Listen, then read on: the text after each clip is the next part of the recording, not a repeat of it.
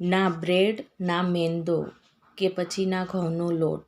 આ છે એકદમ સુપર ટેસ્ટી અને એકદમ ક્રિસ્પી એવો નવો નાસ્તો. જો તમને કંઈક નવીન બનાવીને ખાવાની ઈચ્છા થતી હોય તો તમે આ રીતે આ નવો નાસ્તો બનાવીને ખાઈ શકો છો. તો ચાલો બનાવવાની શરૂઆત કરીએ. તો સૌથી પહેલાં તો મેં અહીં કઢાઈમાં 2 બાઉલ જેટલું પાણી લઈ લીધું છે અને તેની સાથે સાથે આપણે પાણીના ભાગનું મીઠું એડ કરીશું અને અડધી ચમચી જેટલું આપણે તેલ એડ કરીએ અને પાણીને ઉકળવા દઈએ. તો ફક્ત 7થી 8 મિનિટમાં તો પાણી ઉકળી જશે. તો તમે અહીં જોઈ રહ્યા છો કે પાણી છે હવે ઉકળી ગયું છે. તો 2 બાઉલ પાણીની સામે 1 બાઉલ આપણે સોજી એડ કરીશું. તો આ રીતે આપણે થોડો સોજી એડ કરતા જશું અને આ રીતે ચમચાની મદદથી મિક્સ કરતા જશું એટલે લમ્સ ના પડે અને સોજી છે ફૂલીને એકદમ સરસ થઈ જાય. અત્યારે આમાં ચમચો ફેરવતા તમારો હાથ છે એકદમ ભારે જણાશે, પરંતુ જેમ જેમ સોજી છે એ પાણી ઓબ્ઝર્વ કરતો જશે અને કઢાઈને છોડતો જશે તેમ તેમ તમને હળવું લાગશે. 7થી 8 મિનિટમાં તો તમે જુઓ સોજી છે એ કઢાઈ છોડવા લાગ્યો છે, તે અલગ અલગ થઈ રહ્યો છે. તો બસ આપણે આવો જ સોજી કઠણ કરવાનો છે. તો હવે આપણે તેને 10થી 15 મિનિટ માટે રેસ્ટ આપીશું અને હવે આપણે આગળની પ્રોસેસ કરીએ. અહીં મેં એક કઢાઈમાં 4 મોટી ચમચી જેટલું તેલ ગરમ કરવા માટે મૂકી દીધું છે. તો અહીં તેલ છે એ ગરમ થઈ ગયું છે. તો હવે એક નાની ચમચી જેટલી રાઈ એડ કરીશું. રાઈ પણ ફૂટવા લાગી છે તો એક નાની ચમચી જેટલું આપણે આખું જીરું એડ કરીએ અને જીરું પણ થઈ ગયું છે. તો હવે આપણે ચપટી હિંગ એડ કરીશું અને તરત જ અહીં મેં 3 લીલા મરચાંને આ રીતે કટ કર્યા છે અને 1 ઇંચ આદુના ટુકડાને છીણીને લીધું હતું, તો એ પણ આપણે એડ કરીશું. અને હવે આપણે એક મીડિયમ સાઇઝના ટામેટાને મેં કટ કરી લીધું હતું, તો એ એડ કરીએ અને એકવાર મિક્સ કરી લઈએ. અને એક અડધા કેપ્સિકમને આ રીતે ઝીણા ઝીણા કટ કરી લીધા હતા પણ આપણે એડ કરીશું. અને ટામેટાં અને કેપ્સિકમના ભાગનું મીઠું અને 1 નાની ચમચી જેટલી હળદર પાવડર અને થોડી ખાંડ એડ કરીશું અને એકવાર મિક્સ કરીને આપણે 5 મિનિટ માટે ધીમા ગેસ ઉપર ઢાંકીને તેને ચડવા દઈએ એટલે ફટાફટ ચડી જાય. 5 મિનિટ પછી આપણે ઢાંકણ ઓપન કરીશું તો ઓલમોસ્ટ ટામેટાં અને કેપ્સિકમ છે એ સરસ ચડી ગયા છે. તો એકવાર મિક્સ કરી લઈએ અને ચમચાથી આ રીતે પ્રેસ કરીએ એટલે એકદમ ટામેટાં છે મેસી થઈ જાય. અહીં મેં 5 મોટી સાઇઝના બટેકાને બાફીને તેની છાલ ઉતારીને મેશ કરી લીધા હતા, તો તે એડ કરીશું અને તેની સાથે સાથે અડધી ચમચી જેટલો ચાટ મસાલો, 1 નાની ચમચી ગરમ મસાલો, 1 નાની ચમચી લાલ મરચું પાવડર અને બટેકાના ભાગનું આપણે મીઠું એડ કરીશું. અને હવે આપણે ફ્રેશ લીલા ધાણા એડ કરીને બધું સારી રીતે મિક્સ કરી લઈએ એટલે બટેકા સાથે મસાલા છે એ પણ એકદમ સારી રીતે મિક્સ થઈ જાય. તો ફ્રેન્ડ્સ અહીં જો મસાલો છે એ એકદમ સરસ મિક્સ થઈ ગયો છે. તો હવે આપણે આગળની પ્રોસેસ કરીએ. 10 મિનિટના રેસ્ટ બાદ મસાલો એકદમ સરસ ઠરી ગયો છે. તો આપણે હાથમાં આ રીતે થોડો મસાલો લઈ લઈએ અને તેને રાઉન્ડ શેપ પહેલાં તો આપી દઈએ અને પછી આ રીતે આપણે પ્રેસ કરીને તેને આપણે ચોરસ શેપ આપીશું. તમારે ગોળ શેપ આપવો હોય તો એ પણ આપી શકાય છે, પરંતુ તમને ક્યાંક નવીન બનાવીને ખાવાની ઈચ્છા થતી હોય તો તમે આ રીતે સ્ક્વેર શેપ આપીને બધી ટીકીઓ તૈયાર કરી શકો છો. તો બસ આ રીતે બીજી બધી ટીકીઓ તૈયાર કરી લઈએ.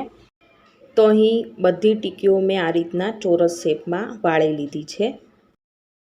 અહીં એક કડાઈમાં આપણે 1 ટેબલ સ્પૂન જેટલું ઓઇલ એડ કરીશું અને અહીં તમે જોઈ રહ્યા છો કે સોજી પણ સારી રીતે ઠરી ગયો છે, તો એ પણ આપણે એડ કરીએ.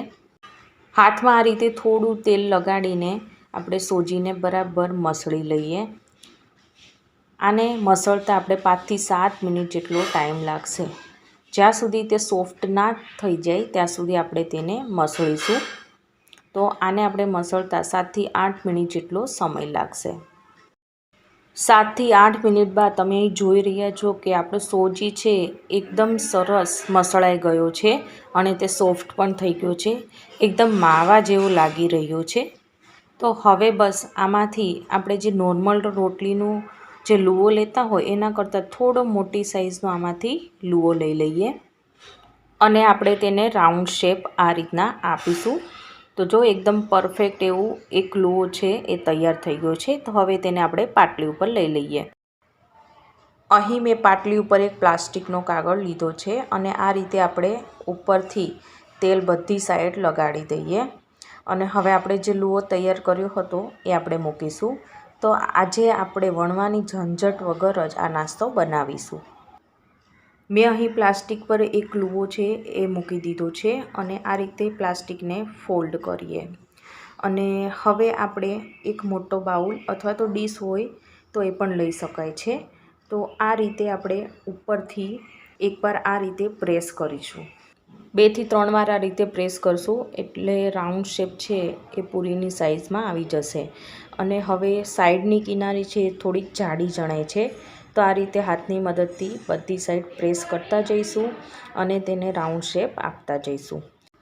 આપણે જે સ્ક્વેર શેપનો તૈયાર કર્યું હતું એ આપણે આમાં વચ્ચે મૂકીશું અને હવે એક સાઈડથી આ રીતે ફોલ્ડ કરીએ અને એવી જ રીતે બીજી સાઈડથી પણ ફોલ્ડ કરીએ અને વચ્ચેથી આ રીતે આપણે પ્રેસ કરીશું એટલે તે એકદમ સારી રીતે સ્ટીક થઈ જાય।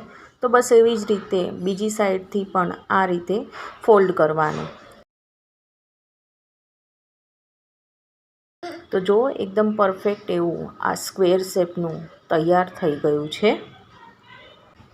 એકવાર હાથની મદદથી આપણે આ રીતે બધી સાઈડ પ્રેસ કરતા જશું એટલે આપણો આ પોકેટ છે એકદમ સ્ક્વેર શેપનું રેડી થશે। તો જો અહીં મેં એક પોકેટ છે રેડી કરી લીધું છે। તો ફ્રેન્ડ્સ અહીં જુઓ મેં બીજા બધા પોકેટ છે આ રીતના સ્ક્વેર શેપના રેડી કરી લીધા છે। અહીં મેં એક કડાઈમાં તેલ ગરમ કરવા માટે મૂકી દીધેલું છે અને આપણે સેલો ફ્રાય કરવાના છે એટલે મેં અહીં થોડુંક જ તેલ લીધેલું છે।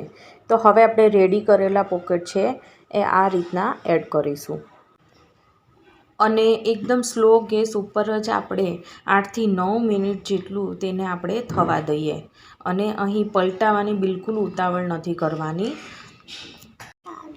આ પોકેટને આપણે લાઇટ ગોલ્ડન બ્રાઉન કલરના થાય ત્યાં સુધી આપણે તેને તળવાના છે।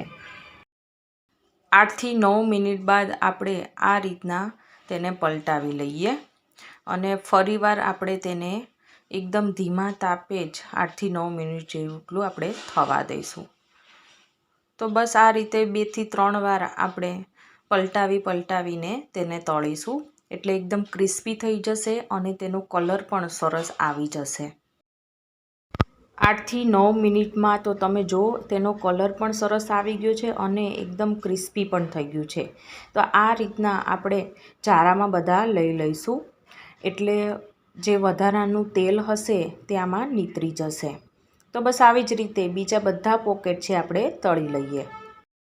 હું તમને એક કટ કરીને પણ બતાવી દઉં તો એકદમ ક્રિસ્પી અને ટેસ્ટી એવા આ પોકેટ છે બનીને રેડી થઈ ગયા છે। તો તમે ક્યારે બનાવો છો આવો નવો નાસ્તો એ મને કમેન્ટ સેક્શનમાં જરૂરથી કહેજો અને જો મારી આજની રેસીપી તમને ગમી હોય તો મારી ચેનલને સબસ્ક્રાઈબ, લાઇક અને શેર કરવાનું ના ભૂલતા। તો આપણે ફરીવાર મળીશું એક નવી જ વાનગી સાથે। Thank you for watching.